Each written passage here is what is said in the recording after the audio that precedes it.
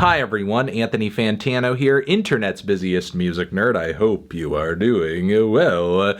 And it's time for another edition of Let's Argue, where I go online and I take your hot takes, your unpopular opinions, your tough questions. I argue against them.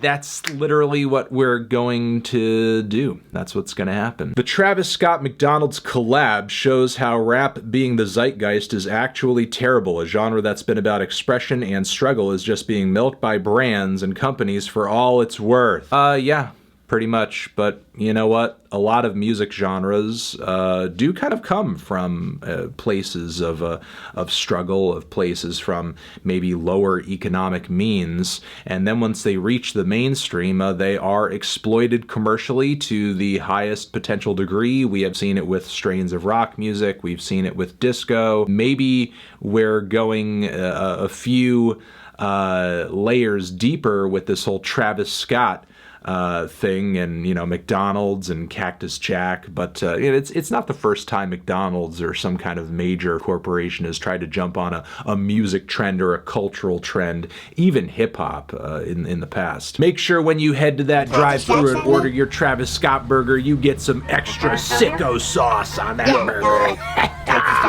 There's no such thing as different kinds of rock. It's always just been rock. Terms like glam metal, grunge were used by corporations as a way to profit off the shift in sounds and styles, but it's too rigid to be considered genuine. It was always just the evolution of rock. I don't know, couldn't you reduce this incredibly ridiculous take down to there's no such thing as different genres of music, it's all just music. Bach is the same thing as Nirvana, and the only reason that we have different genre classifications is because evil corporations forced them onto us. Oh my god! When in reality, a lot of these labels come up from the underground and are made by the fans and sort of the scenes that they are born out of, and you know this because there are subgenres for groups and for scenes and for sounds that never have been and never will truly be profitable in the music industry. Do you think like Warner Brothers Records came up with the fucking term power violence? Thank God Sony BMG came up with the term death industrial, or else I wouldn't know what the hell to call this frickin' Uboa. We Will Rock You is a trash song. Guitar solo at the end is the only real decent part about it. The rest is just a chant, and the only real reason people know it is because you can chant it at sport events, and other people know what it is. Champions gets the job done 10 times better. I mean, it's a kind of gimmicky song, fair, but it's a really fun song. Gimmickiness in itself is not inherently a bad thing. It's what you do with that gimmick, and do you provide something of artistic substance beyond that gimmick once you kind of loop people in. And honestly, like from a production standpoint, I think the way that the group vocals and the whole stomp stomp clap thing is kind of recorded and captured in that really organic way, I think that's great. You know, I think it's almost like a production achievement, like a truly iconic and timeless sound. Beyond that, yeah, there's a good guitar solo, but is it the best part? I mean, it's kind of the celebratory part that kind of puts a stamp on the entire thing. And, you know, don't discount the fact that Freddie Mercury has a mean delivery, vocal performance, and flow over this stomp stomp clap beat. My man Freddie is dropping bars on this shit, okay? Good drug music should not require you to be high to enjoy it. It should convey what they feel by having a good drug experience to anyone regardless of who they are. Yeah, I suppose, and it's not just about being a certain kind of person who does get high or would get high or has gotten high in the past, but also even if you are somebody who has done drugs or does them on occasion, I suppose, being able to enjoy the music outside of that experience too, I think is pretty essential. I mean, why would you want to, I guess, listen to something that you wouldn't enjoy sober? I feel like at the end of the day, that's kind of a display of how mediocre and uninteresting the music itself is. Look, and it doesn't really just have to come down to drugs either. If there's music that you only can enjoy when you're maybe being distracted while you're on social media or you're doing some other kind of activity where you're not really listening to the music in a present and attentive way, I guess in concept, a lot of ambient music functions that way, but ambient ambient music kind of goes into ambient music with that intention. And not that there's anything wrong in general with ambient or music that sort of serves as wallpaper or whatever, but I guess at the end of the day, I think what's most important is calling a spade a spade. Don't build some artist or album up to be the deepest, most creative, most amazing or groundbreaking thing that's ever happened in the history of art, when in reality it's just some stuff you like to listen to when you're high because it doesn't sound good in any other context. Slowed and reverb is just gentrified, chopped, and screwed. You know, I really typically hate these X is Y or X is just Y or X is boneless Y comments that people throw under these Let's Argue tweets. But this one is excellent. This one is actually a primo point that is being made. Yeah, slowed and reverbed music is just chopped and screwed for white kids and people who have sort of no understanding or context or connection to what chopped and screwed music is. Or people who think that slowing and reverbing things is somehow like a novel or an interesting concept. Also, God, like those people like taking this, like, remember the, what was it, the 4D music, the 3D music, the 8D music, where you're sliding the shit back and forth? Like, holy shit. Cole Bennett is not talented in filmography. You know, I'm no film buff. I'm no film guy expert picture man. I'm no picture man, okay? Not much of a moving pictures guy. You know, most of the time when I see a picture that's moving, I'm like, whoa, holy crap. I thought that was going to be and then the picture I'm like a baby with object permanence. But still, having said that, I don't know. I think Cole does come through with some fun and interesting and cheeky and playful visuals in his works. And I think that he's pretty good with, I guess, what you could say, color combinations, color palettes.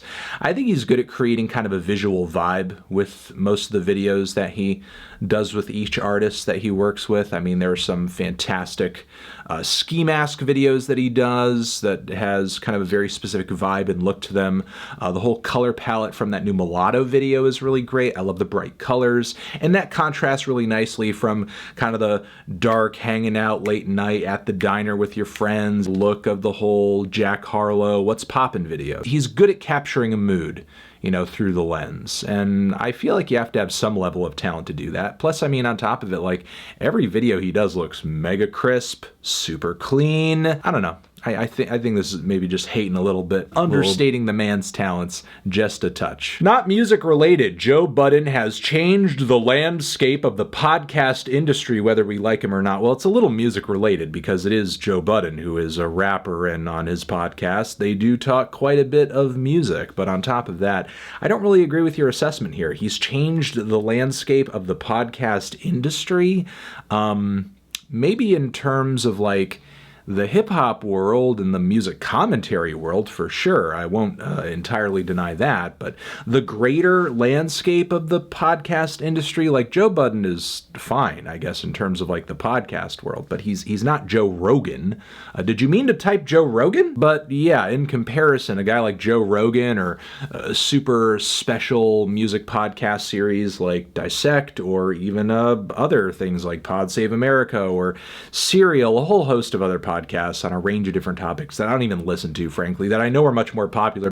I'm failing to see sort of like this massive amount of influence that Joe Budden has on the entire podcast industry, you know? Smashing Pumpkins' version of Landslide is, I'm not even gonna humor this. I'm not even gonna, the original version makes me cry, okay? And the Smashing Pumpkins version do not make me cry. And the original version make me cry. And I mean, just on that alone, emotional power, make me cry. Billy Corrigan doesn't have that power over me. Stevie Nicks does. Stevie Nicks making me cry. DoubleXL Freshman doesn't help the rapper. Well, sure, I guess I agree, but, you know, let's not make any mistakes or confusion about, like, what DoubleXL is, the freshman list, and what it intends to do and the purpose of it. At the end of the day, DoubleXL freshman list, no matter what year it is, the purpose of it is not to make a certain rapper famous, not make a certain rapper more popular or successful. The point of it is to bring DoubleXL views, clicks, traffic discussion, attention, eyes. Eyes! At the end of the day, the purpose of the DoubleXL Freshman list is to make DoubleXL more popular, make DoubleXL more successful, not necessarily the rappers who are on it. That is sort of like a secondary effect of doing the DoubleXL Freshman list. Now, the DoubleXL Freshman list, as far as what you're talking about here, making an artist, making a rapper more popular, helping them in a way, it can do that, but as an artist, it depends on what you go into the ciphers and the freestyles and the ABCs and the interviews doing. Do you use this opportunity to the maximum benefit to promote yourself, make yourself look good, make yourself look charismatic, entertaining, something somebody wants to listen to and seek out, or do you use this as an opportunity to just kind of like make yourself look like a fool, you're tripping over your own feet, you're not really standing out amongst the crowd? The DoubleXL list on its own cannot make you. The DoubleXL list on its own cannot break you. At best, it is a promotional bump if you use it to the best of its abilities as an opportunity and as a platform. See it rings on like a basketball player. Freshman of the year like a basketball player. What it do, good man, I'm here to stay. That's going to be it for this edition of Let's Argue. You're the best. Thank you very much for watching. I love you. Over here next to my head is another video that you can check out. Hit that up or the link to subscribe to the channel. Anthony Fantano, music, Let's Argue. Forever.